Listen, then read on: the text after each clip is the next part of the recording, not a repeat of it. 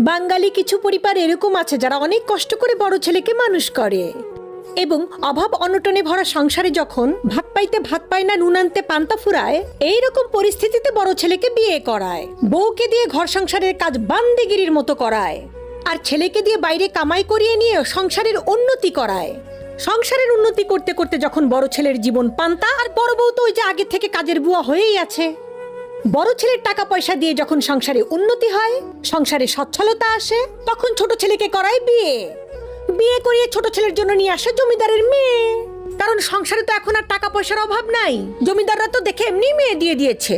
ছোট ছেলেকে বিয়ে দিয়ে জমিদারের মেয়ে নিয়ে আসার পর তখন আর বাবা মায়ের বড় ছেলেকে ভালো লাগে না। বড় ছেলে তখন তাদের কাছে খ্যাত, তার কথা বলার ঢং ভালো না, উঁচু লেভেলের সাথে মিশতে পারে না। বড় ছেলেকে তখন জাতের মনে হয় না, কোনো পদের মনে হয় না, আধুনিক মেন্টালিটি বলে তার মধ্যে কিছুই নেই। আর বড় ছেলের বউ, সে তো পুরাপুরি একদম